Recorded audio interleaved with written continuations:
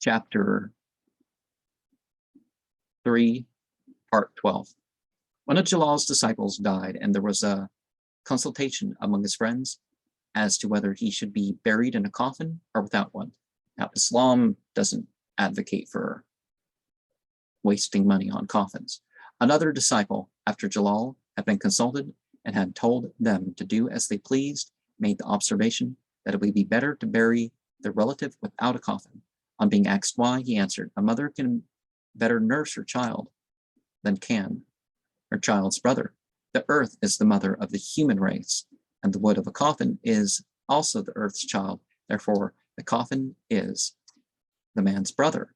Man's corpse should be committed then, not to a coffin, but to Mother Earth, his loving, affectionate parent." Jalal expresses admiration for this apposite and sublime doctrine, which he said was not to be found written in any then extant book. The name of the disciple who made this beautiful remark was Karimuddin, son of Beg Timur.